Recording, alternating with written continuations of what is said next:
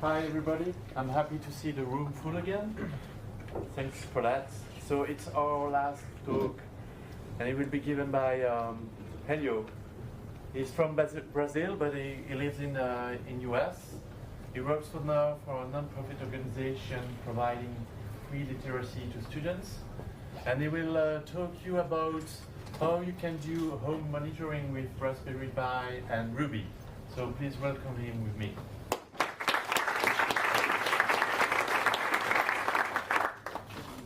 All right, hello everybody. So let me get started and a little bit about myself. My name is Helio and I'm working in a non-profit organization called Common Lit. We do free literacy tools and student tracking tools, mostly students and teachers, empowering teachers to improve education for kids. I've been doing software development for about 16 years and I've been working with Ruby on Rails for about 7 years, roughly.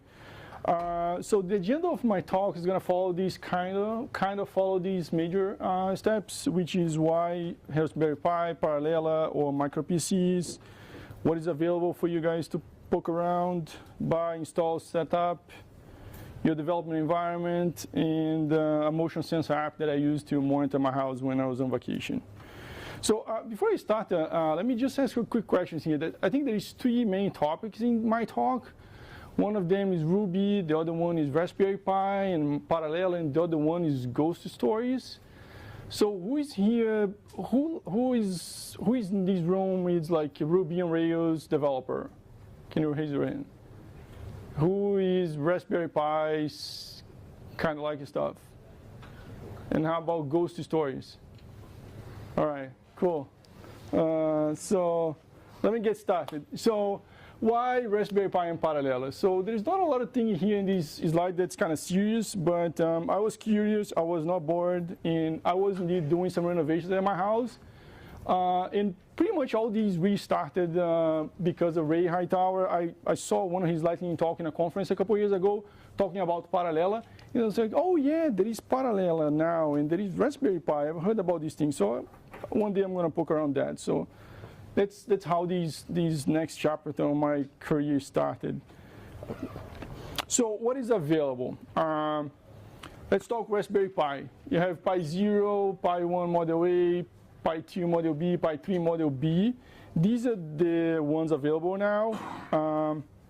And a little bit of a visual for you guys. Pi 0, Pi 1, all of them. They pretty much look like the same. Difference in size. To get a little bit of perspective, these are Pi 0 and that's a quarter. So a Pi 0 is probably the size of your thumb. It's like this. And a Pi 3, a Raspberry Pi 3 case is like this. So is this case over here. So this is pretty much the size. The Pi 3, which is the one that I bought and I've been using it, is the size of a credit card. And this is that case. It's a plastic case for Raspberry Pi 3. A little bit of the differences between them. So you see, mostly what's mattered to me is CPU and RAM. So you can see Pi 0, it's a single core gigabyte, Pi 1A plus. Pi 2 and Pi 3, they're quad core processors already, and the Pi 3B, which is the latest one that was released maybe a year or so ago, is like 1.2 quad core. This is the one that I've been poking around. And this was also the first one to have wireless and Bluetooth. There is one interesting thing about this Pi 1A Plus, which is that is the low power. It's like 1 watt and half a watt. And usually they recommend this if you want to, one of the scenarios that they describe that this is useful for is for if you have a balloon or something that's going to fly around and is going to collect some data and you really need low power because it's up in the air, it's not in your desk, that's the one for it. But it doesn't have Ethernet, so it is for embedded stuff, not for you to poke around in your basement. As far as price goes, the Pi 0 is $5, freaking cheap. The Pi 3 goes to $40. A little bit about dimensions of them and some GPIOs. All the latest ones, they have 40 GPIOs pins for you to plug sensors in whatever you want. So now moving on to Parallella. Parallella is pretty much another Raspberry Pi board. And they have these three options: a microserver, a desktop, and embedded. Although they are pretty much the same, close to the same size, they are quite different in price and in power. All the Parallelas, they have 18 cores. And the starting price is $99, and the embedded one is $260. So they all comes with 1 GB of RAM. The desktop and embedded has HDMI. The microserver doesn't, and they have only one USB port. So you need to plug something else if you want to poke around with that, mouse, keyboard, and all that kind of stuff. And the desktop has 24 ports, and the embedded 48. I haven't bought one of those yet, but it's on my to-do list as soon as I finish all the stuff that I want to do with the Raspberry Pis. I'm kind of curious to see what these 18 cores is really going to do and compare with the Raspberry Pi for whatever basic simple application that I want to do to do my home monitoring.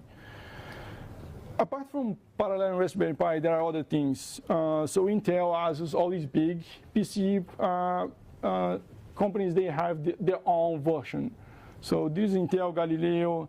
Intel Galileo seems to run Linux, but the Asus, no, it doesn't. And that one over here, this one, it does not come with a processor. You have to buy separately. And there is also these stick PCs. Not sure if has anybody in here ever used one of these? Okay, 2 people. All right, 3.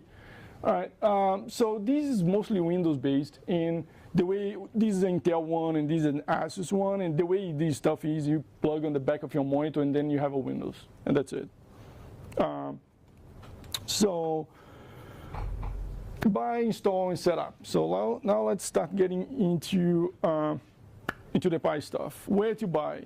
Element 14, either through Amazon or anywhere you find these micro centers near you. So I bought all of mine from Amazon. And now, what you should buy? That's a good question, because it depends on what you're going to do. If you like balloons and you want to put your Pi in a balloon, you have to go to Pi 1, because that's the low power and that's the one you need. If you're not, if you're going to do this stuff in your basement, in your house, then you probably should go with the Pi 3, which is the latest one, has Wi-Fi and Ethernet. That's the one I started. And it's easy for you to find these starter kits, which comes with a Pi 3, a Pi, a case, a power supply, heat sink, and you're going to need to buy these stuff separate, these SD cards. That's the basics. With that, you can have a Linux running on your machine, on your home, and poke around with that. You plug on a monitor and on a TV, and that's it. You don't need much more than that. Extras on these is camera, sensors, and a 7-inch touchscreen display. With my starter kit, I also bought some sensors because I want to do home monitoring and a motion presence app. So I bought that at the beginning, and then later on, I did buy the camera and the 7-inch display, 7-inch touchscreen, which is this one. This is the 7-inch with a case, and the Raspberry Pi is here at the back. There is a board, and this is the Raspberry Pi board over here. So let's keep going. Install and setup. So depending on what machine you use at home, Windows, Linux, and Mac, these are some references. If you do use Linux as your main laptop at home or at work, I suggest you go for the second reference, which is from Ubuntu Mate. That's just going to fuse at home to you. The other one is more perhaps for Windows and Mac users. Now I am at a third of my talk, and I want to kind of breathe here a little bit, and I want you guys to look at this slide. If there is one thing that I want you guys to remember is what is written on this slide. So if you ever start working with Raspberry Pi for the first time because you came here and listened to me, this is what I want you guys to remember. So my tip to you, as soon as you start installing OSs I'm talking about Linux, not talking about Windows, but as soon as you start installing a Linux OS, that's where you end up execute a couple of commands that will have some of these words. And one of them is bs equals to 32m, and the other one is bs equals to 1m. And I hope that you remember me about this, and you, for the first time, you use bs equals to 1m. Because if you use the other one and you happen to follow the steps I followed, you're going to miss a lot of hours of your life troubleshooting something without finding a solution.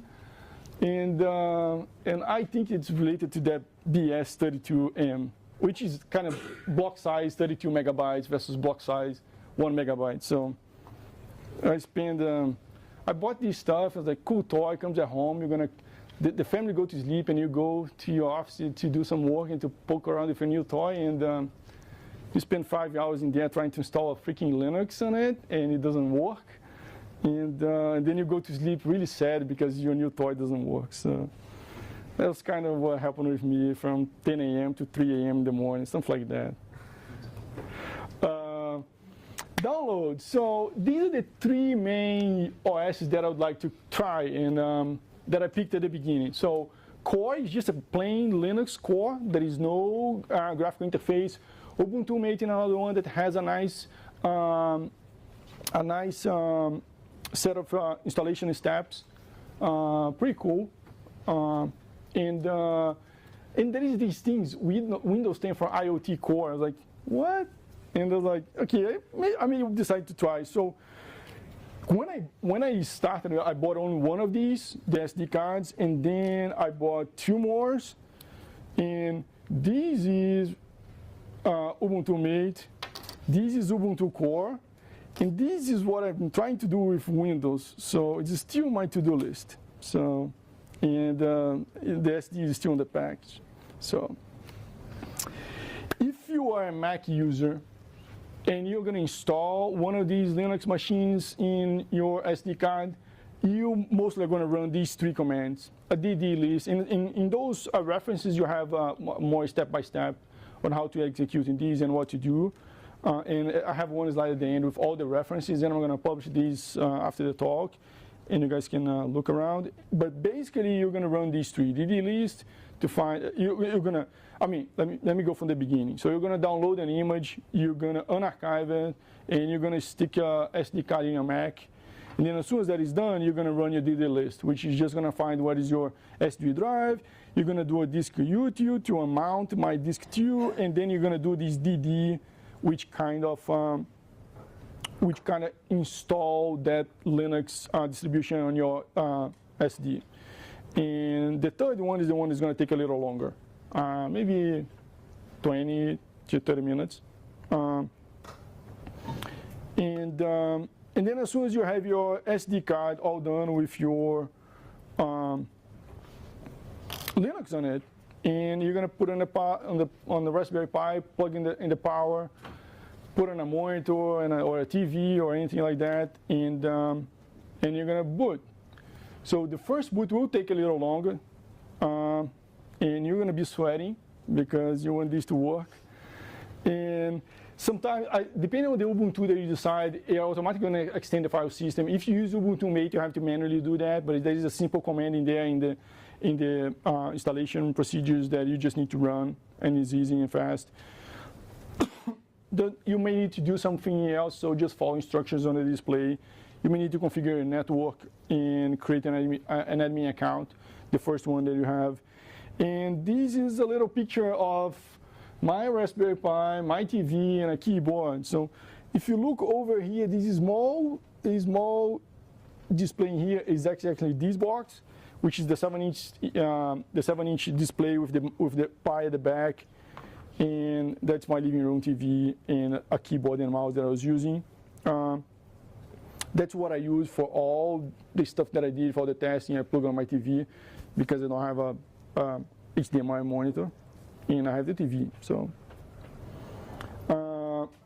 and this is the Raspberry Pi. This is exactly this box, and what you see over here is this is a motion sensor, infrared motion sensor, with a black tape on the kind of covering it to minimize the noise, and so I could test. So this is actually what I ended up installing in my house, and that I did my experiment. So And as soon as you get, so you can use your TV monitor and keyboard to use your Raspberry Pi. You can use a 7-inch touch screen, or you can just SSH to your Linux machine for whatever laptop you have. So as soon as you do that, then you have your Linux in there. The Raspberry Pi is done. The installation is done. Now it's just another Linux machine that you are poking around. So now, now that you have that Linux machine in there, let's do some development, right? So my main development environment is plain old Ruby style, RVM, RVMV, Postgres, PGAdmin, and text editor, a browser, and I hook these up on my TV, and then I have it. I kind of toggle between using the TV and the keyboard and just SSH from my Mac to there, to the Pi, and then do some stuff in there using Vim. But you can do whatever if it's better for you. It's a plain Ruby on Rails development environment as it gets, as classic as it gets. So this is the 7-inch touchscreen. There is a reference in there. It costs twice, close to 3 times more than the Pi itself. So, but if you plan to do some infotainment system or do anything that requires some kind of display for someone else other than you do, so you may need that. It does not look well, it does not play well if you want to poke around the Linux itself, because the screen is too small for you to open a terminal, to type a bunch of terminal commands. But it can be used. It can be used as well. And this is an image that is started. I just pull it up. That's where you see my login page, my login screen. This is a terminal screen, my keyboard, and a mouse somewhere in there. This 7-inch screen also have a soft keyboard. That's what you see in there in the bottom, and then you can type in there. But it's small. You're not going to be able to type. You're going to need some pens to do like you do on a tablet. You're not going to be able to use that to type anything software development related. I wasn't able.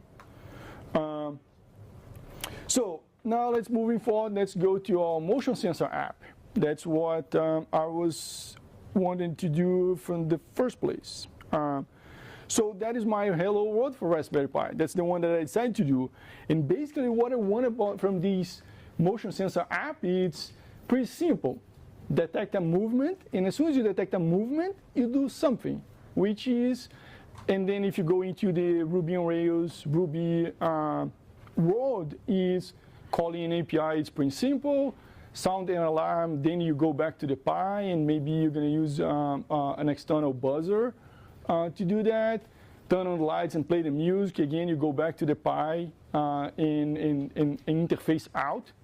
Turn on the camera, record something, and make a video from what your surroundings are, and stop when there is no more presence. And then you report an event in a video. So those are the kind of stuff that you can do. The idea of, there is a very simple code to do this scenario over here. Detect presence, turn on the camera, record, and then turn off the camera. On the Raspberry Pi website, I can probably try to find that link and put in the references. It's 20 lines of code, and you can do that in Ruby and Python. And my motion sensor app started very, very simple because I don't want to build a motion sensor app.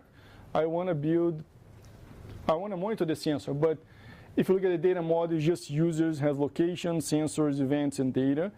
If you want to, locations and sensors can be kind of bundled together. But if you want to have separate my living room or one house A, house B, and house C, your user can do that.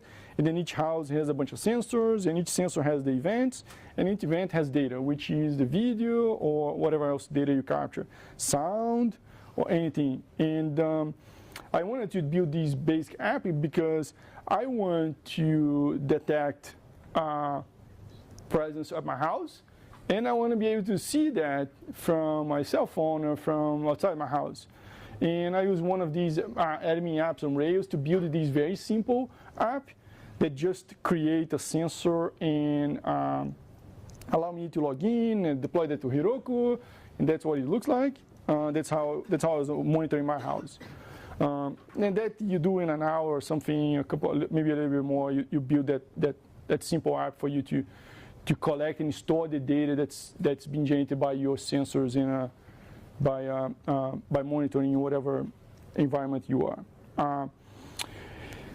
And now comes back now to this infrared motion sensor. This is the one that I used. These are the one that I tested, that I left in there. I kept the black tape in there just to minimize the area and try to get less noise. But basically, these are all the same. This is another one that I bought, and this is a zoom version of that. It's just infrared motion sensor. And basically, there is a nice reference here. If you're curious about infrared motion sensor, I strongly suggest you to read this PDF.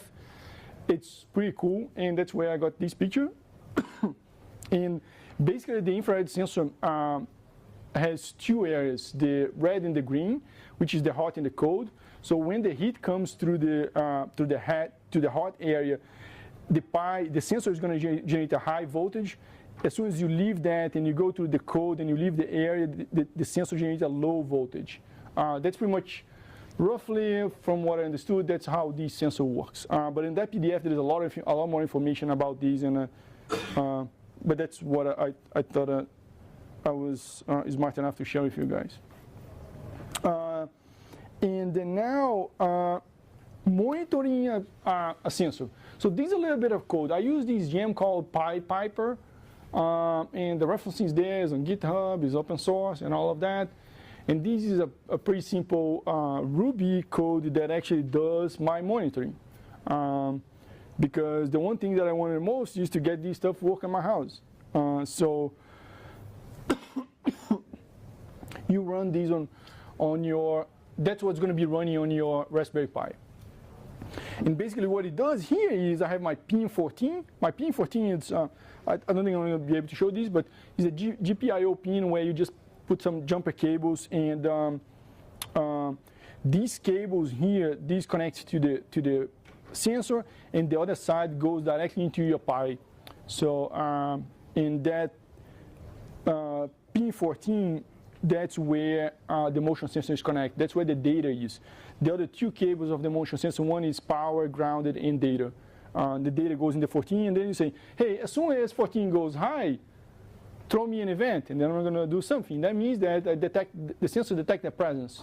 And then basically I do a little bit of logic in here to say, all right, I don't want to generate every single little thing going on through my living room. So if the burglar, or if my wife or whatever else goes to my living room within the same minute, I'm going to consider that as a single presence. I don't want to have five motion events within a minute for the same person walking around. And that's the logic that I do on current presence and last presence, and this simple math in here to do that.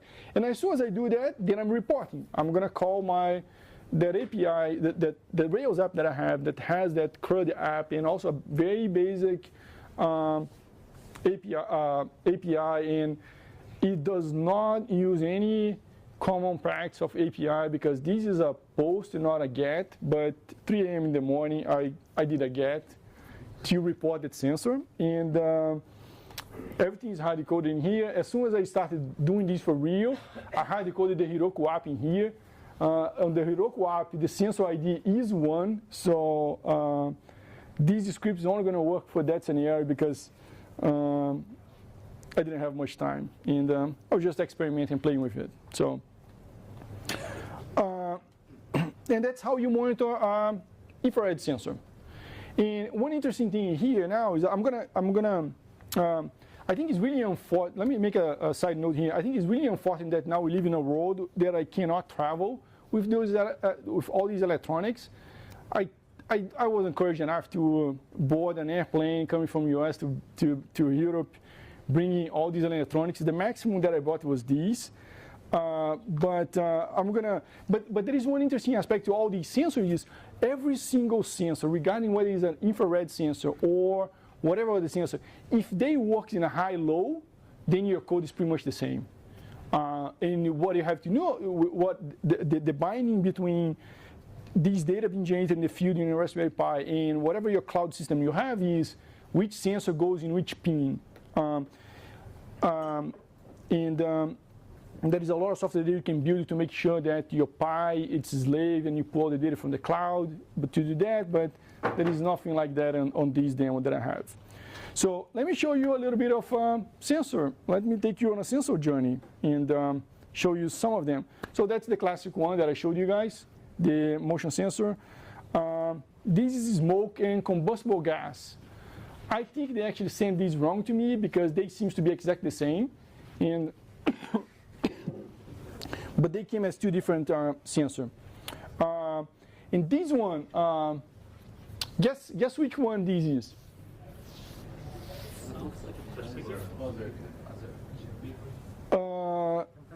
I'm not sure if I heard anything, but that's just a buzzer. If you wanna play some sound after you detect something. This is a carbon monoxide, and these all, for example, these also have the 3 pins, the power, ground, and data. So it will work the same way that the infrared sensor works. So you're gonna send 0, 1, and they're gonna buzz or stop buzzing. So carbon monoxide. How about this one? Guess which one this is? Temperature or light? Kind of pressure is a digital touch. If you touch your hand in there, it's gonna throw an event. This is a flame. All right, so I don't want to check whether my house is on fire, but it came on a box, and that's fine. I have in there. This is a vibration. This temperature and humidity. That one I do want to poke around that. This one is sound. That's interesting as well, but it doesn't seem this one is going to give you the sound. It's just going to say, hey, there is some sound level over here and not. This is the coolest one that came in the box, and also the biggest. Can you guess which one is this? Water level, exactly. Oh man, I never could guess anybody would find out that this is a water level. This is a water level. I want to play around with this so much. So my home monitor system. So let me go through now my experiment that I did on my house. This is what I actually installed on my house. I deployed that app into Heroku, and it's currently there running. I went on a vacation, on a very long vacation. So all my family went on a vacation for 2 months, sometime November, December last year. And our contractor was going to come to the house regularly. A side note on this contractor, he's been doing all the renovation that we do in the house for the last 4 or 5 years. And he was just there going to go to the house, walk through, and make sure it's not on fire when we are gone. So, and I asked him, hey, there will be some stuff there in the living room. So every time you come by, you walk around the living room a couple times as you're doing your chores. But do that for me because I have this thing that probably you're going to have to install at my house next year, and I want to test it. So, and that's what happened. So we flew away, and November 1st, and we came back. And the experiment was planned to start November 1st, which is the day that we leave, until 21st, which is the last day that the contractor is supposed to go at our house before we come back. And I left it running. I left this stuff running with that sensor on my living room, connected. The sensor is there. And let me show you a little bit of the logs of that. So here we go. It's running localhost, but these are, oh, sorry. Oh, that is going to be.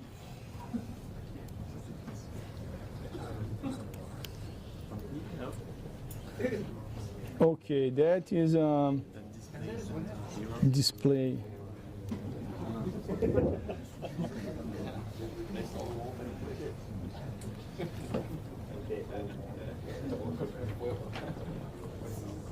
There you go. So this is that Rails app that is on is running on my Mac, but is a backup database from what I got reported on Heroku. And during that time, I got 679 reports of presence in my house, and I was like, whoa. And so everything started around there. You see, October 29.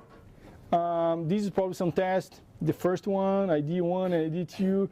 So November 1st was the day that I was trying to finish this stuff and get it working. So I had to stay late night, and I was testing. You see, 3:30 a.m. This is 3:30 a.m. my time, whatever time zone in US. 3:45, and the test keep going. You see, here's where I realized that. You see, 3:40 is when I realized that I need some kind of timer because I don't want to see three presence because I just cross my hand in front of the sensor.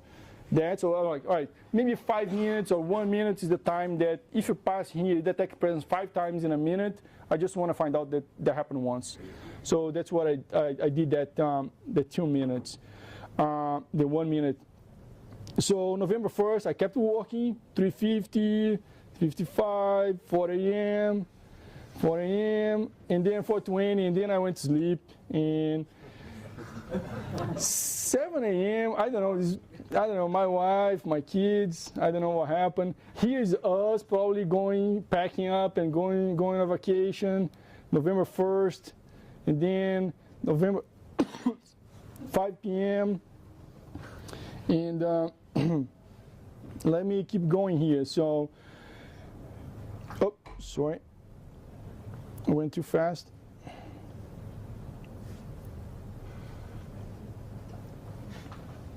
November 1st, 5 p.m. This probably was packing up and going and traveling. And then here we left the house, somewhere around this. But I don't know what happened at that night at my house. And it kept going. You see, 3 a.m. I know the contractor that was going to my house pretty well, and that is extremely unlikely was him. So. But I have to make another side note in here. This guy, he believes in ghosts. He believes in ghosts. Once, a couple years ago, and he came back for another round of renovation of the house, and he said, we were talking about something like, hey, I see a lot of noise in your house. There's something going on in here, and he's scared of that. But anyway, and that happened way before I started working with this Pi stuff. We had this conversation, and so my sensor kept going. My sensor kept going. The infrared motion sensor kept detecting infrared where that is, and this was installed in my living room near my TV. It was winter in US, so the house was the heating system was coming and going as it's too cold and heats up. So it's possible it's that, I don't know, but there was no direct air going into the sensor, and I had the black tape on the sensor, so I wasn't trying to catch a lot of small things. I just want to see if this is working, and this kept going. November 3rd, 4th, 5th, 6th. At all times of the day, during the day, night, and afternoon. Some of these days are really my contractor here coming to the house and check it up, make sure that everything is fine. November 8th, and then that kept going. So I'm not gonna keep going over here, but if you scroll to these, that's gonna keep going. And I was gone, and you see every time from 2 to 4. Every time between 1 a.m. and 4 a.m., there was some event. And even if my contractor went to my house to throw some parties when I'm gone, he didn't do that every day. So, and that kept going. And one day I called him, or he called me, and I told him that this was happening. And guess what he told me? I told you there is a ghost in your house. And around November 19, I asked him to shut down. because when I said that this was happening in the house, he said, no, I'm not going there. And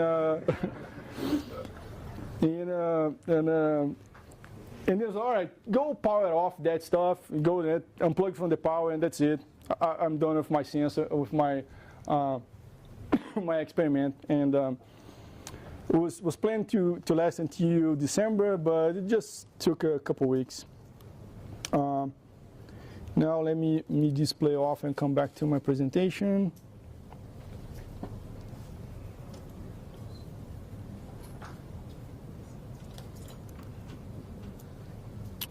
So that also my experiment, and so here goes. Here are my theories, right? So what happened in my house? So one of the things is there is a ghost in my house.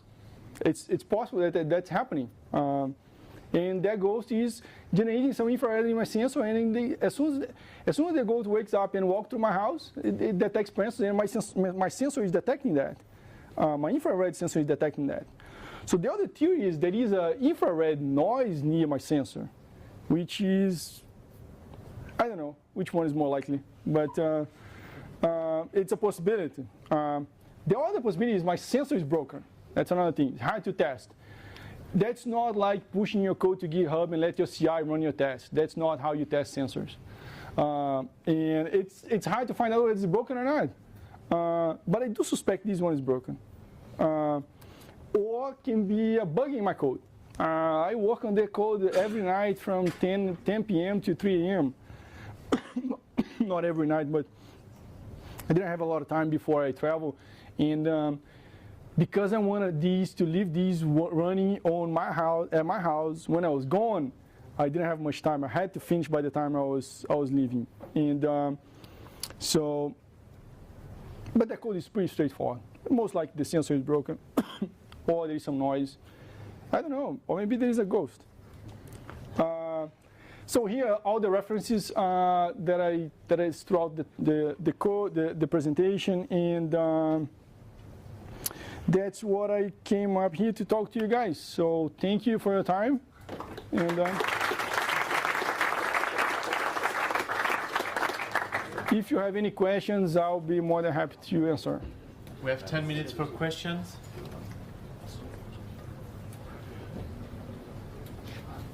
No questions? Yeah, please. Do you have multiple Raspberry Pis or just cables from the sensor off of the house? Can you repeat the beginning of the question? Do you have multiple Pis or just one with lots of cables going through the whole house? Okay, so the question is if I have multiple Pis or only one Pi, multiple Pis through the house, right? No, I only have one. So far, I only bought one,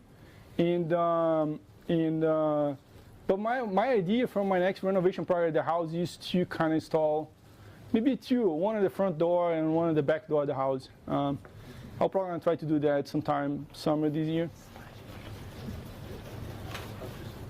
What are some of the debugging tools that you use with the Raspberry Pi? Like say, you plug in the SD card and it doesn't like boot up. What are some of the things you do to figure out why that's happening? So the question is, what are the debugging tools that I use to troubleshoot the Pi? And if I put the SD and I boot up and it doesn't run, what I do? So that's a good question. I didn't use any fancy tools. The problem that I had with that block size 32 megabytes, I Googled the heck out of that to see if I could find anything. I couldn't find nothing explaining why it was breaking, why my Pi was not, the Linux wasn't starting up. For the sensor stuff, that's a simple script, and so there is not a lot of, I never really came across any tool to test the sensor itself, but it's just logging, and so I didn't really use any debugging tool other than trying to find an answer on the internet. Any more questions? Can you read like, you can only read 1 or 0 from the sensor, or you can read if it's like too hot or not too hot? I'm not sure if I follow the question. Isn't there a way to measure if there is too hot, how hot it is from the sensor? It's only one of like true or false? Okay, so the question is if there is a way to measure how hot is the sensor. So this is infrared, so it just gives you high and low. But I do believe there are some temperature sensors that can give you, like the water level. The water level is going to give you something else other than true or false. It has to give you 10, 20, 30, whatever percentage on that level. So that's going to vary by sensor by sensor. Most likely on a sensor like that, you may need more than 3 pins. Or maybe it's going to find everything changes, I give you a number. So I give you 10, 20, and then in that case, only 1 pin should be enough. I believe that changing your approach and using a camera instead. So the question is if I look into changing my approach and use a camera to detect. That's an interesting question. There's an application that does that called motion. Yeah, so instead of detecting infrared and say, oh, there is an infrared in here, you keep taking pictures and then you detect movement and you can compare images and see if there's anything. The one reason why I didn't go for that is because I want to test the sensor itself. The camera is just a software, and you put a camera in there in your USB, and then a bunch of software doing that. The sensor, no. The sensor is a piece of hardware that you have to jump in and you cable in into the Pi and do that. So that's why I decided to do that. But I do want to extend that to use that other code that detects the presence and light up the camera, record, because if there is a ghost in my house, maybe the camera is going to tell me something. Any more questions? I have a question. Did you resolve the case? No, I have not. I have not resolved the case. What about the mouse? It could be a mouse that only gets to my house when we're gone, because I never seen a mouse living there for 4 years. I never seen a mouse in the house. So, but it could be. Maybe a smart mouse. And it only comes a fly. The one reason that I put that tape in there is so the infrared sensor has 2 tuning parameters. One is sensitivity and one is timing.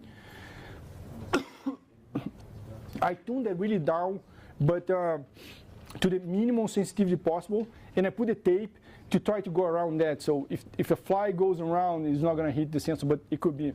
So maybe the camera was going to help me to find out if there is a fly, a mouse.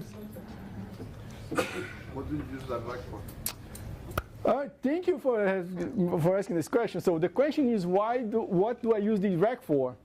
And the question is, I still don't know. This is a freaking cool toy. This is a Raspberry Pi cluster. So over here we have 5 boards. 1 board, 2, 3, 4, and 5. On top, this is a switch that connects all of them Ethernet, and you can get out to the web. And at the bottom is a 500 gigabytes SD card, and all these Pis, they have Linux using NFS. So that instead of using the SD card, this 32 gigabyte SD card, they're using Linux NFS on the SD drive, on the SSD drive. And I got this picture from the references here. This is a guy from Google that made this presentation in DC a couple months ago, and he found out this in a conference here in Europe. And you can buy these, and you can do that yourself, but these cost like $600, so it's not that cheap. And I'm still trying to find a use for that. So if you guys have any idea, let me know, because I'm really interested in buying one of those, but for that kind of money, I need to find a better usage other than hunting ghosts. So. Okay, but the Raspberry can boot directly from NFS, or you need an SD with a bootloader? So the question is if the Pi can boot directly from the NFS. I don't know. That's a good question. But on that link, there is a whole article that the guy did. It's possible that he did something, or it's possible that he might have an SD card in there. I'm not sure if you can boot directly from the NFS, but it's all Linux. I think mostly was with an SD card, because I wasn't able to implement it. But have you tried using NFS? I tried just starting it up and it didn't. Okay. Yeah, you may need the SD because you need to get the Linux, something the Linux in there, then the Linux node that needs to go to the NFS. So. Yeah, you need to Yep. Thank you very much. All right, thank you guys.